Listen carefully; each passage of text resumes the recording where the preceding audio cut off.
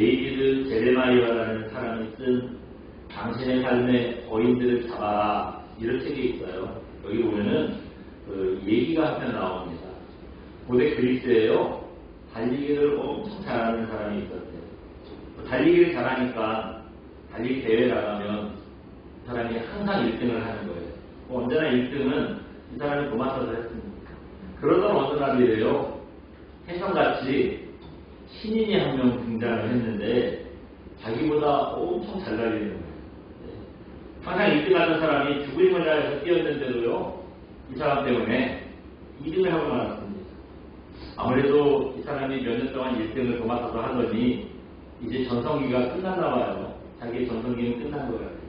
사람들은요. 이제 새로운 달리기 황제를 만났다고 막 환호를 하고 축하해 주는 거예요. 근데 여러분 이 사람도 2등이잖아요. 2등 괜찮지 않나요? 2등이면 엄청 잘한 거 아닙니까? 근데 아무도 2등은 기억해 주지 않더래요. 그리고 그 며칠 후에는요. 이 새로운 우승자의 동상까지 세워줬대요. 자기가 몇 년 동안 1등을 할 때는 한 사람도 동상을 세워주다 축하해준다 뭐 이런 말이 없더니 새로운 1등한테는 동상까지 세워줬어요. 그 세워진 걸 보니까 볼 때마다 속이 상하더래요. 그래서 그 앞을 지날 때마다 자기는 이제는 아무도 기억해주지 않는 2등이라고 자기는 패배자라고 이 생각만 나는 거예요. 이럴 때 여러분 어떻게 해야 되죠? 연습을 더 열심히 해서 다음 기회를 노리면 되잖아요. 근데 연습이고 나발이고 뭐 10대간이 힘싸여서요. 이게 안 되는 거예요. 아무래도 안 되는 겁니다. 특히 그 동상만 생각하면은요. 밤마다 너무 화가 나서 잠이 안 오거든요. 이 사람이 어떻게 했느냐. 매일 밤에 몰래 나가서요. 그 동상의 밑을 조금씩 팠대요. 그걸 팠다는 거예요. 그러던 어느 날입니다. 확실히 그렇게 땅 밑에 계속 팠더니 갑자기요. 쫙 소리가 나면서 커다란 동상이 앞으로 쓰러졌대요. 이제 동상이 무너졌으니 얼마나 속이 시원해요. 안 그래도 꼴 보기 싫었는데 그냥 모가지에서 딱 부러졌으면 좋았을 텐데요. 예. 근데 여러분 안타까운 일이 벌어졌답니다. 동상이 앞으로 쓰러질 때 이 사람이 하필 이런 거 앞에 있었대요. 그래가지고 동상에 깔려 이 사람이 죽고 말았답니다. 여러분 이 사람이 죽은 게 동상이 무너지는 바람에 죽은 걸까요? 이 결과를 보면 그런데 상황을 보면 그렇지 않다는 거예요. 이 사람이요 1등을 뺏기고 질투심에 사로잡히는 순간부터 이미 서서히 죽어가고 있었다는 겁니다. 질투심이 그래요. 우리 영혼과 인생을 망가뜨리는 그런 무서운 겁니다. 특히 더 큰 문제는 질투심에 휩싸이면 절대 뭐 교회고 어떤 모임이고 하나 되는 공동체를 만들 수 없다는 거예요. 사실은 질투심뿐만 아니죠. 다른 사람들을 함부로 판단하는 거, 뭐 함부로 말하는 거, 방금 말씀드렸던 질투심에 쌓이는 거, 이 모든 게 하나 되는 교회를 만드는데 여러분 커다란 걸림돌이 되는 겁니다. 누군가 어떤 사람을 의뢰하기 시작하고 그 소문이 퍼지고 뭐 이게 뭐 동기 어떻게 되고 뭐 이런 일들이 일어난다면은 그 교회에 하나 될 수 없어요. 많은 사람들이 그것 때문에 상처받고 심지어 교회가 넘어지기도 하고 이런 일들이 일어납니다. 오늘 우리 교회가 세워진 지 이제 16년째 되는 날입니다. 평소에도 그렇지만요. 교회 설립주일이 되면 매년 하나님께서 어떤 교회를 원하실까, 우리 교회가 어떤 교회가 되기를 원하실까 이걸로 많이 생각하게 되는데 오늘도 그래서 하나님께서 우리가 어떤 교회를 세우기를 원하시는지 좀 생각해보고 싶은데 바로 이겁니다. 오늘 우리가 생각해보고 싶은 주제는요. 한번 보여주시겠어요? 같이 읽어봅니다. 하나님께서 원하시는 교회, 서로를 비판하지 않는 교회를 만드는 것입니다. 하나님께서 우리가 어떤 교회를 세우기를 원하신대요? 서로 비판하지 않는 교회, 서로가 서로를 위해주는 교회, 이걸 원하신다는 겁니다. 오늘 보면 10절 보시면 바울 사도가 로마 교회 형제들에게 이런 말을 하고 있어요. 우리 10절 한번 같이 읽어봅니다. 시작. 네가 어찌하여 내 형제를 비판하느냐? 어찌하여 내 형제를 업신 여기느냐? 우리가 다 하나님의 심판대 앞에 서리라. 그러니까 세 가지 얘기를 했어요. 처음에는 어찌하여 내 형제를 비판하느냐. 또 두 번째는요, 어찌하여 내 형제를 업신여기느냐. 진짜 중요한 건 그 다음이에요. 그 다음에 마지막은 뭐죠? 우리가 다 하나님의 심판대 앞에 설 거래요. 네, 하나님의 심판대 앞에 설 거예요. 이거 가만히 들어보니까 우리가 자기도 모르게 심심치 않게 하는 일이죠. 네. 심지어 교회 안에서도 다른 사람에 대해서 뭐 어쩌고 저쩌고 얘기할 때가 많아요.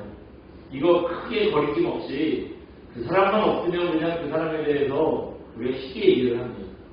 이때 여러분 비판하는 것 자체에도 문제지요. 이건 두말할 거 없이 문제예요. 그런데 더 큰 문제는 뭐냐면 이 비판이요, 다른 사람을 우습게 보기 때문에 하는 거라는 거예요. 업신여기기 때문에 하는 거라는 거예요. 이게 하나님 보실 때 더 큰 잘못이라는 거예요. 여러분, 나보다 잘난 사람 같으면 쉽게 비판하겠어요? 네. 나보다 그 사람은 훨씬 더 잘난 사람인데 쉽게 비난할 수 있겠어요? 물론 질투심에 휩싸이면 그럴 수 있죠. 설교를 시작하면서 말씀드렸던 질투심에 휩싸이면 충분히 그럴 수 있어요. 그런데 대부분의 비판은요, 내가 저 사람보다 낫다, 쟤는 나보다 못하다, 이렇게 생각하기 때문에 우리가 쉽게 비판하는 겁니다. 그래서 바울이 방금 전에 숫자를 보니까 비판하는 거랑 업신여기는 거랑 이걸 같이 놓고 봤잖아요. 바로 이런 이유 때문에 그렇다는 거예요.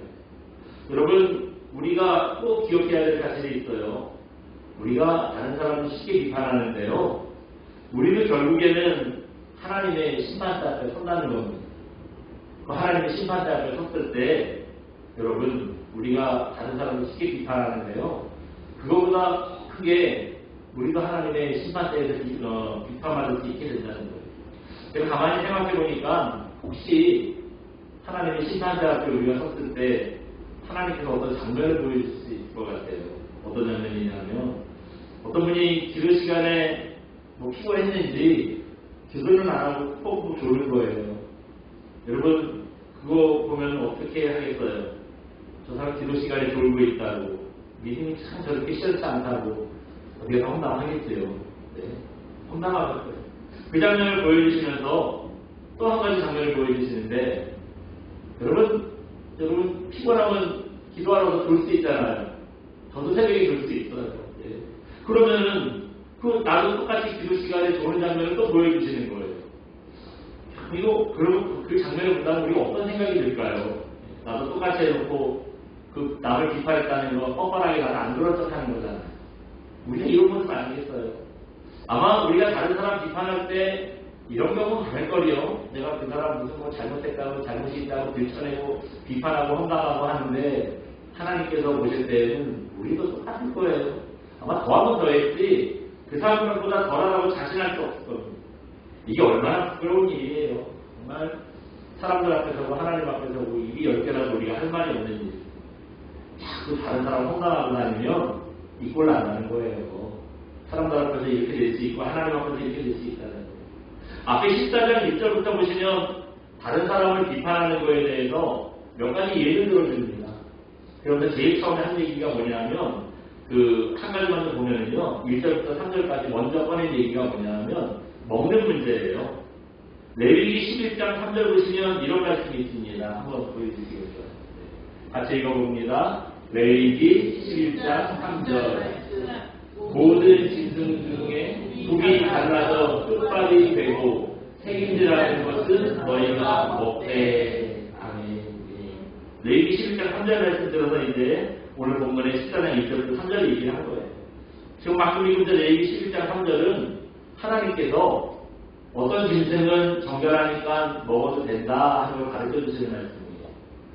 이 말씀을 여러분 우리가 잘 먹는 돼지로 한번 생각해 볼까요? 여기서는 족발을 그랬는데 여러분 돼지 족발 보면 어떻죠? 국이 달라졌어요. 이렇게 두 개예요. 족발이에요. 그러니까 이거 일단은 먹어도 돼요. 그런데 두 번째는 뭐 얘기하고 있죠? 새김질하는 거 너희가 먹되. 대새김질하는 거 먹을 수 있대요. 여러분 돼지가 대새김질하는 거 보셨어요? 돼지는 뭐 씹지도 않고 삼키기 바빠요. 어떻게 이거 또 씹고 돼지 성격에 그게 안 되는 거예요. 그러면 돼지가 족발인데 책임질을 안 하니까 돼지를 먹을 수 있나요? 못 먹나요? 예, 이거 하나만 내가 허락이 돼서 이거 못 먹는 거예요. 그래서 레위기 11장 7절 보시면 그 얘기를 쭉 하면서 그래서 돼지는 먹으면 안 된다. 그런 말씀을 하셨어요. 이 구약의 말씀 때문에 초대교회 때 보면은요, 교회 안에서 돼지고기를 먹어도 된다, 못 먹는다, 이런 사람들이 있었어요. 근데 하나님께서는 구약시대 때는 그렇게 저런 이유 때문에 돼지고기 먹지 말라고 하셨는데, 신약시대에 와서는요, 또 먹으라고 하셨어요. 사도행전 10장에 보시면 그 말씀이 나와요. 내가 거룩하다고 했는데, 정결하다고 했는데, 네가 왜 더러워서 못 먹는다 그러냐, 다 먹어라. 그런 말씀을 또 환상 중에 보여주셨어요. 그래서 이제 신약시대가 되면은 모든 거 우리가 다 먹을 수 있는 겁니다. 근데 그 어쨌든 이런 일 때문에 초대교회에는요, 두 부류의 사람들이 있었대요. 한 부류는 하나님께서 먹어도 된다고 하셨으니까 뭐 돼지고 제사 음식이고 뭐 부정한 거 없이 다 먹겠다, 이런 사람이 있고요. 또 한 부류는 율법에서 먹지 말라고 하셨는데 어떻게 먹냐고, 그 부정한 음식을 먹지 않겠다, 이런 부류의 사람들이 있었어요. 이렇게 되면 어떻게 되죠? 뭐든지 다 먹는 사람은 믿음이 좋은 사람이라고 생각이 되고, 가려서 먹는 사람은 아직도 율법에서 벗어나지 못한 믿음이 연약한 사람이다. 자기도 모르게 그렇게 편을 나누는 거예요. 한 교회에서 이렇게 다 먹는 사람, 가려서 먹는 사람 있으면 어떤 일이 벌어지겠어요? 뭐든지 다 먹는 사람들이 가려서 먹는 사람들 손가락질 하는 거예요. 아직도 율법에 매여 있다고. 주님이 다 완성하셨다는데 아직도 그렇게 구약에 매여 있다고 비난하겠지. 이런 비난을 들으면 기분 나쁘잖아요. 화가 나지 않겠어요. 그러니까 이거 뭐 서로 감정이 안 좋은 거예요. 아마 로마 교회에 그런 일들이 있었던 것 같아요. 그래서 부정하니까 먹지 말라고 하는데 꾸역꾸역 먹는 사람들이 있었고, 또 먹지 않는 사람들이 있었고, 뭐 이래서 바울이 그 소식을 듣고요, 이 로마 교회 사람들한테 교훈을 주는 거예요. 3절 보시면 이렇게 말씀합니다. 우리 14장 3절 읽어봅니다. 시작. 먹는 자는 먹지 않는 자를 없이 여기지 말고, 먹지 않는 자는 먹는 자를 비판하지 말라. 이는 하나님이 그를 받으셨습니다. 아멘. 뭐라 그래요? 네가 아무거나 다 먹는다고 비비는 좋다고 생각해서 가려먹는 사람 업신여기지 말아요. 아까 10절에서 그랬잖아요. 비판하는 거, 업신여기는 거 같은 거. 근데 그 이유가 뭐냐면 제가 나보다 못하다고 생각하니까 내가 비난하고 업신여긴다는 거예요. 그래서 가려먹는 사람들을 다 먹는 사람이 쟤네 믿음이 시원찮다고 우습게 보고 업신여기지 말라는 거예요. 또 가려먹는 사람들은 저 돼지 같은 것들은 하나님께서 먹지 말라고 하시면 다 먹는다고, 근데 비판하지 말라는 거예요. 근데 그 이유가 있어요. 하나님은 가려먹는 사람도 받으시고, 또 다 먹는 사람도 받으시고, 다 받으시기 때문이라는 거예요.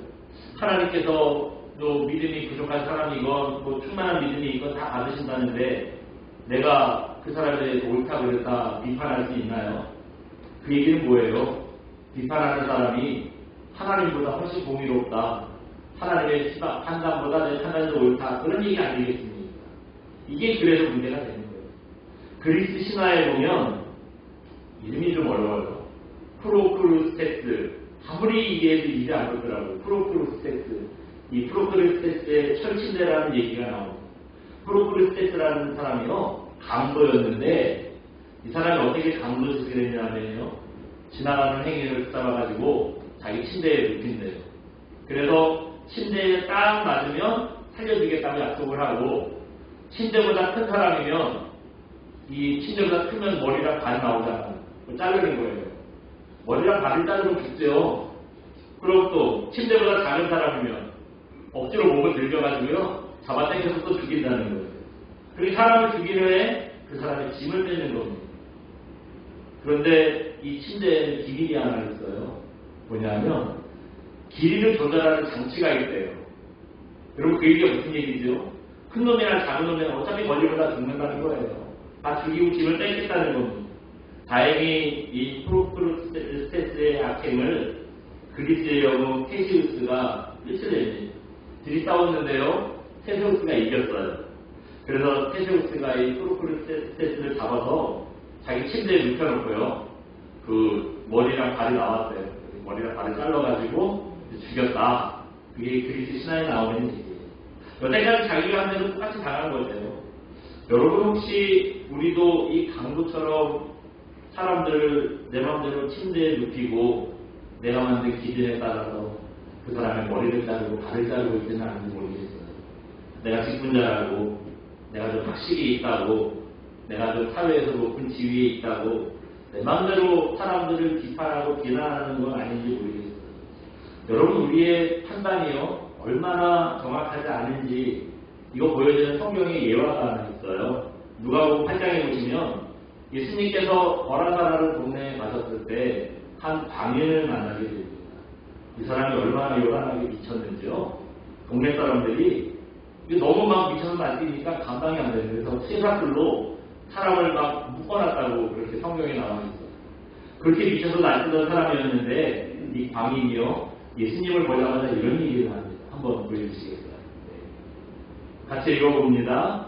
누가복음 8장 28절 말씀. 지극히 높으신 하나님의 아들 예수여 나와 당신이 무슨 상관이 있나이까. 아멘. 이 사람이 미친 게 아니라 그 안에 귀신이 있는 거죠. 광인 안에 있는 귀신이 뭐라 그래요? 노란색 한번 다시 읽어볼까요? 지극히 높으신 하나님의 아들 예수여. 귀신이요 예수님을 귀신같이 알아본 거예요. 사람들은 몰라보는데 귀신은 예수님을 귀신같이 알아본 거예요. 예수님 그거 어떻게 하시겠어요? 당연히 귀신을 쫓아주셨고요. 저 사람이 이제 정신이 온전해졌어요. 여러분 그랬다면 이 동네 사람들 반응이 어때야 되죠? 미친 사람을 정상에 만들어주고 동네 골칫거리하는 해결했잖아요. 여러분 저런 사람이 돌아다니는 못해요. 애고 의리고 겁나서 다니겠어요? 어떻게 하면 사람을 세상들로 묶어놨겠어요? 그 동네에 그런 골칫거리를 해결해 줬으면 기뻐하고 감사하고 예수님 따라야 되잖아요. 그런데 동네 사람들 반응이 상당히 의외입니다. 한 번 더 보여주시겠어요? 네. 같이 읽어봅니다. 누가복음 8장 37절 말씀. 거라사인의 땅 근방 모든 백성이 크게 두려워하여 예수께 떠나가시기를 구하더라. 아멘. 사람들이 어떻게 했어요? 네. 감사하고 예수님을 따르기를커녕 두려워하면서 예수님께 동네에서 좀 나가달라고 그렇게 얘기를 했다는 거예요. 예수님의 원수인 귀신은 예수님을 한눈에 알아봤는데 예수님께서 사랑하셨던 사람들은 예수님을 몰라본 거죠. 이 사람들의 판단이 옳은 판단인가요? 예? 이 정도면 누가 정상이고 누가 비정상인지 모를 노릇 아닙니까? 여러분 여기서 누가 정상이라고 하겠어요? 귀신한테 정상이라고 그럴 수도 없고 이 사람들한테 비정상이라고 그럴 수도 없고 우리 판단이 여러분 이렇게 하는 거예요. 우리가 그래요. 우리는 정확한 판단을 하고 있다. 내 생각이 옳다. 이렇게 자신있게 얘기하는데 여러분 우리의 판단이 정확하다고 어떻게 장담할 수가 있어요? 우리가 판단하는 기준은 뭐죠? 내 지식이라고 생각하지만 여러분 우리의 판단은요 내 감정일 때가 많아요. 내가 저 사람에게 무슨 일을 당했느냐 내가 저 사람에게 무슨 감정이 있느냐에 따라서 이제 그 사람이 좋고 나쁘고를 따지는 거예요. 그래서 나한테 좀 고깝게 하고 뭔가 마음에 안 드는 사람이다. 무조건 비난하는 겁니다. 뭐 착한 일을 했어도 무슨 뭐 저거 나한테 쇼야 누가 보여주려고 그래. 이런 얘기하고요. 자기랑 친하거나 좀 좋은 사람이면 자기의 마음에 드는 사람이면 또 사람으로 감싸줘요. 덮어주면 모든 사람이 다 아니라 그래도 그 사람은 아니야 괜찮은 사람이야 한번 겪어봐 이렇게 얘기를 하는 거예요. 이런 우리의 판단이 여러분 정확할 수 있다고 어떻게 장담을 할 수가 있어요? 물론 우리가 하나님의 말씀을 삶의 기준으로 삼아야 됩니다. 그래서 말씀을 가라고 하면 가야 되고 말씀을 서라고 하면 서야 되지. 근데 하나님의 말씀을요 이게 잘못 사용할 때가 있어요. 어떻게 사용하냐면 다른 사람을 판단하고 비난하는 도구로 사용하는 겁니다. 말씀에 비춰서 그 사람을 잘못하면 들춰내는 거예요. 이러면 여러분 말씀이 바르게 적용되는 건 아니다. 말씀을 여러분 다른 사람에게 적용하지 말고요. 하나님의 말씀은 늘 나한테만 적용을 해야 돼요. 나한테 적용하셔야 돼요. 모든 성경이 말씀하고자 하는 여러 가지 얘기들 중에 핵심이 있어요. 뭐냐면 사랑입니다. 사랑이에요. 그래서 우리는 모든 일을 사랑의 관점으로 보셔야 돼요. 판단을 하면 안 되는데 혹시나 잊지 못하게 판단을 해야 되더라도 사랑하는 마음으로 판단해야 됩니다. 여러분 사랑하는 마음으로 형제를 본다면 그 형제가 허물이 좀 있어도 어떻게 하겠어요? 덮어주고 용서해줘야죠. 어떻게 비난하고 욕할 수가 있겠어요? 오늘 여러분 설립기를 통해서 다시 한번 우리 교회가 어떤 교회로 세워야 할지를 생각해 봅니다. 오늘 본문의 교훈처럼 함부로 비난하고 업신여기는 일이 없도록 우리가 서로 좀 사랑하고 존중할 수 있는 그런 교회를 세워주시기를 부탁드립니다. 하나님께 잘했다 칭찬받는 교회, 또 하나님께 잘했다 칭찬받는 저와 여러분 되시기를 주님의 이름으로 축원드립니다. 우리 오늘 성찬식이 있으니까요. 제가 오늘은 대표로 기도하겠습니다.